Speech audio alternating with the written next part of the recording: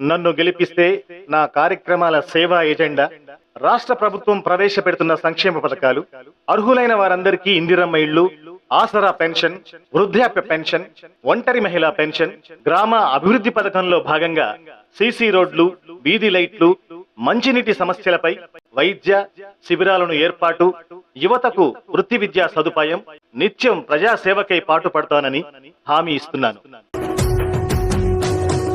మూడు రంగుల జెండా బట్టి సింగమోలే కదిలినాడు ఒక్కరో కాంగ్రెస్ సూర్యుడు మన రేవంత్ అన్న నిగ్గదీసి అడిగే మునగాడు.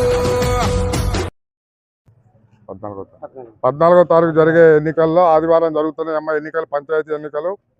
మరి టీఆర్ఎస్ పార్టీ అనేక సార్లు అడ్డం పట్టడం వల్ల మన పంచాయతీ ఎన్నికలు లేట్ అయినాయి. అయినా సరే రేవంత్ రెడ్డి గారు ఎటువంటి పరిస్థితుల్లో కూడా పంచాయతీ ఎన్నికలు జరపాలా, గ్రామాలు అభివృద్ధి చెందాలంటే పంచాయతీలు సర్పంచులు కావాలని చెప్పి ఎన్నికలు పెట్టారు. మరి ఎన్నికలు ఇంకా 3 రోజులే టైం ఉంది. దయచేసి ఇక్కడ మేము ఇవాళ రావట్లేదమ్మా. గత 30 ఏళ్ళుగా 25 ఏళ్ళుగా నా తండ్రి కోనే నాగేశ్వరరావు గారు ఎమ్మెల్యేగా ఉన్నప్పుడు కూడా అనేక సార్లు మీరు ఆదరించారు. ఈ యొక్క అంబేద్కర్ గారి జయంతి కానీ వర్ధంతి కానీ ఎప్పుడు కూడా ఇక్కడ కమిటీ ఉంది. ఈ కమిటీ వాళ్ళు ఎప్పుడు పిలిచినా సరే ప్రతిసారి కూడా ఎక్కడున్నా సరే మీ దగ్గరకు వచ్చి మీకు కనపడి మీతో మాట్లాడి వెళ్తూ ఉన్నాం. మేము ఎక్కడికి పోము. ఇవాళ మాయమాటలు చెప్పి మళ్ళీ రేపు వస్తే కూడా మీరు మమ్మల్ని అడుగుతారు. కాబట్టి ఏదైతే గత 2 ఏళ్ల క్రితం ఈ రాష్ట్రంలో కాంగ్రెస్ పార్టీ రేవంత్ రెడ్డి గారి నాయకత్వంలో అధికారంలోకి వచ్చామో, ఏదైతే సంక్షేమ పథకాలు ఆ రోజు మాట ఇచ్చారో 5 గ్యారంటీలు దాదాపుగా 4 గ్యారంటీలు కంప్లీట్ చేశారు. ఏదైతే ముందుగా మహిళలందరూ కూడా ఏదైనా మనకి ఎక్కడికి వెళ్ళాలన్నా సరే ముందుగా ఉచితంగా బస్సు సౌకర్యం ఏర్పాటు చేశారు. ఎక్కడికి వెళ్ళాలన్నా, మన అత్తగారింటికి వెళ్ళాలన్నా, మామగారింటికి వెళ్ళాలన్నా, పుట్టింటికి వెళ్ళాలన్నా, ముఖ్యంగా మహిళలు ఎవరిని భర్తను అడగవసరం డబ్బులు మీరు వెళ్ళి బస్సు ఎక్కితే వెళ్ళిపోవచ్చు. ఆ విధంగా రేవంత్ రెడ్డి గారి ప్రభుత్వంలో మరి బస్సు సౌకర్యం ఇచ్చారు. ఏదైతే మళ్ళీ మీకు 200 యూనిట్ లోపు కరెంట్ ఎవరికైతే కాలుతా ఉందో అందరూ కూడా ఆలోచించండి. మేము అబద్ధం చెప్పడం మీకు ఇంట్లో జరుగుతూ ఉంది. ఇది 200 లోపు అందరూ కూడా ఫ్రీ కరెంట్ ఇస్తూ ఉన్నారా లేదా అమ్మా?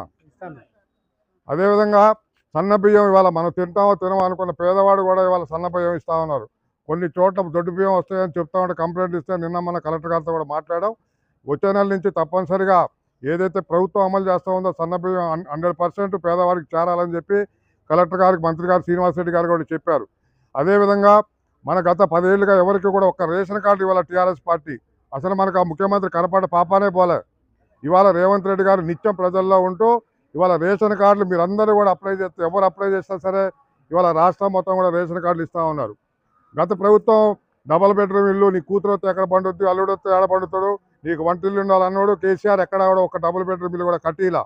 ఇవాళ కాంగ్రెస్ పార్టీ ప్రభుత్వం వచ్చినాక సీనన్న గృహ నిర్మాణ మంత్రి అయిన తర్వాత ఈ రాష్ట్రంలో ప్రతి జిల్లాలో ప్రతి గ్రామంలో కూడా డబుల్ బెడ్రూమ్ కడతా ఉన్నారు. మరి అక్క చెప్తా ఉంది సిపిఐ వాళ్ళు తినేశారు మరో ఇల్లు అని చెప్పి. సిపిఐ అయితే మనకు పొత్తు లేదమ్మా, ఇక్కడ కూడా అన్యాయం చేశారు, అన్ని చోట్ల అన్యాయం చేస్తూ ఉన్నారు. ఈసారి గొల్ల శ్రీను గారు కానీ ఇక్కడ ఉన్న ఇన్ఛార్జీలు కానీ ఇక్కడ ఉన్న స్థానిక నాయకత్వం అందరూ కూడా ఈసారి వీళ్ళదే ఏది వచ్చిన మనమే కాంగ్రెస్ పార్టీ నిజమైన పేదవారికి. అదేవిధంగా కాంగ్రెస్ పార్టీ ఎవరైతే కాంగ్రెస్ పార్టీలో కూడా పేదవారు ఉన్నారో అందుకని సిపిఐ పెత్తనం ఉండదుగా. ఏది వచ్చినా ఇక్కడ కాంగ్రెస్ పార్టీ తప్పనిసరిగా మేము చేసి పెడతాం. ఏ అభివృద్ధి పథకం జరగాలన్నా కాంగ్రెస్ పార్టీ ఉండాలా. కాబట్టి కాంగ్రెస్ పార్టీ అభ్యర్థి అయితేనే మనకి న్యాయం జరుగుద్ది, అభివృద్ధి జరుగుద్ది.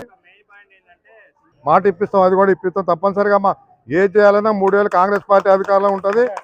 తప్పనిసరిగా అందరూ కూడా ఆదివారం మాత్రం ఇక్కడ ఉంగరం గుర్తు పక్కన బాబుకి బ్యాట్ గుర్తు వేసి గెలిపించాలని మిమ్మల్ని అందరూ కోరుతా ఉన్నాం.